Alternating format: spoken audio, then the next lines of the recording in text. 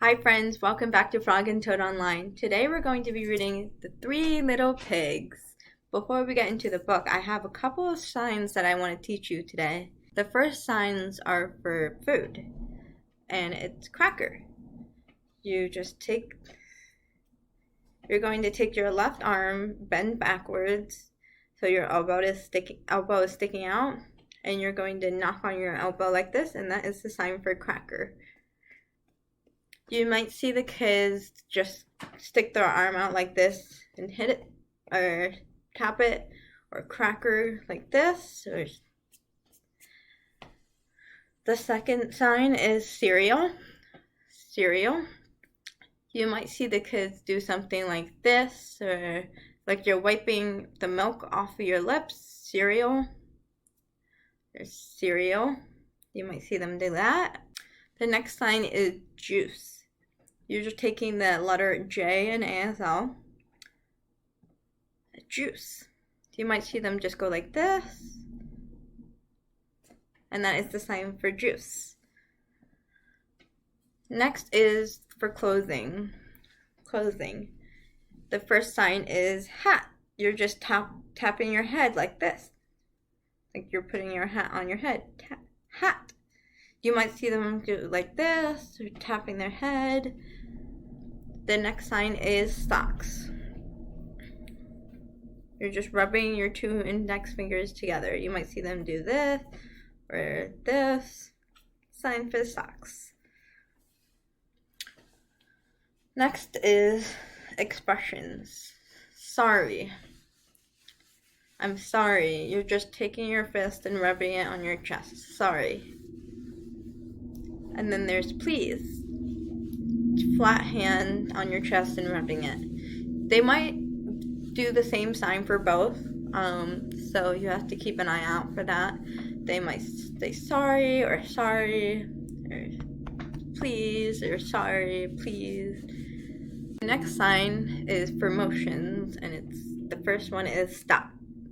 So you're just taking your left hand flat and your right hand chopping motion, and that is the sign for stop. You might see them go like this, but the sign is stop. Next is go. Go. Let's go. You might see them move their hands or point in a direction, go. Go. Or ready.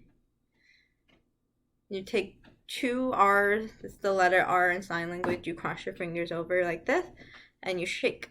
Ready. Ready? Let's go. Wait. Wiggling your fingers. Wait.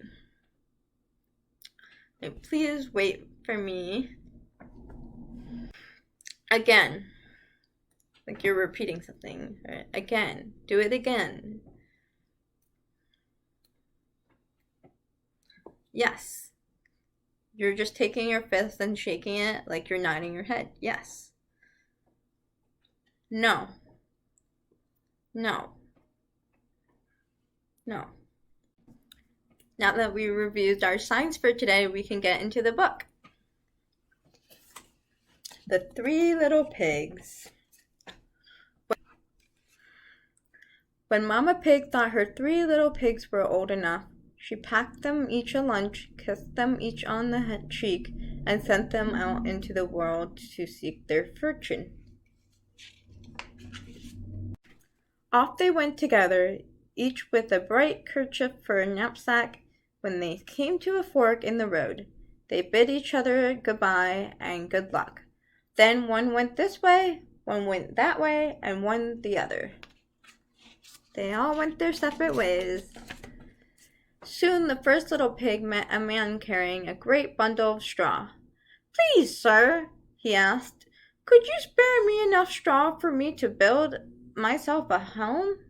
The man did as he was asked, and soon the first little pig had built himself a cozy little house of straw. Before long, a hungry wolf knocked at the front door of the little straw house. Little pig, let me in," he called. "No, not by the hair of my chinny chin chin," answered the first little pig. Then I'll huff, and I'll puff, and I'll blow your house in, said the wolf. And sure enough, he huffed, and he puffed, and he blew the house in. But before the house came tumbling down, the first little pig had run out the back door into the woods. He decided then and there to find his two brothers. The second little pig walked along until he met a man wheeling a barrow full of sticks. "Please, sir," he asked, "could you spare enough stick for me to build myself a house?" The man did as he was asked, and soon the second little pig had built himself a snug little house of sticks.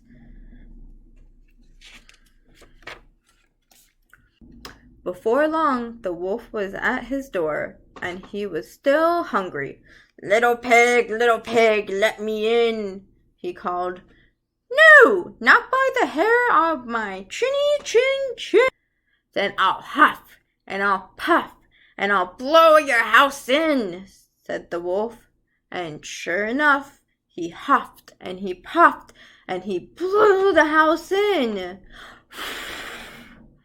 But before the house came clattering down, the second little pig had climbed out the back window and ran into the woods.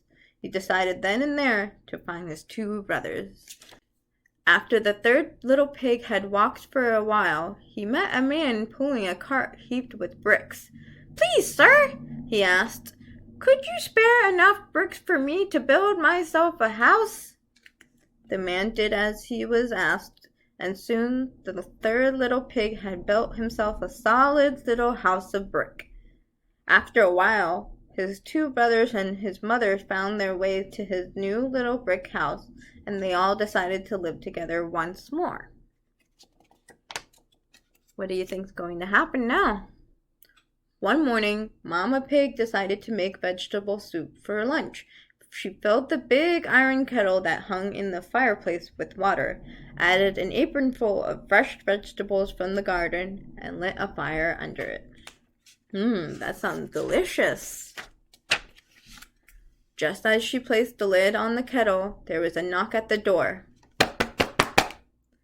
It was the wolf, of course, and he was hungrier than ever. Little pig, let me in," he called. "No, not by the hair of my chinny chin chin," answered the third little pig. "Then I'll huff, and I'll puff, and I'll blow your house in," said the wolf. And sure enough, he huffed, and he puffed, and he huffed, and he puffed, and he huffed, and he puffed, but he couldn't blow in the solid little brick house. After the wolf had a chance to catch his breath, he knocked at the door once more. "If you won't open this door, I'll climb down your chimney, and then you'll all be sorry for the trouble you caused me." Still, no one opened the door, and soon the wolf could be heard climbing onto the roof of the little brick house. Uh-oh. Quietly, the third little pig took the lid off the kettle. Then, swoosh, down the chimney came the wolf, and splash into the kettle he went. Quick as a wink, the third little pig put the lid back on the kettle, and that was the end of the wolf. To celebrate the occasion, Mama Pig took a crusty rutabaga pie from the cupboard. Everyone had a great big slice and washed it down with fresh, cold apple cider. And that's the end of our story. The end. My favorite part of the book was when they all decided to move back in together. What was your favorite part? I'll see you guys on the next one. Have a good day.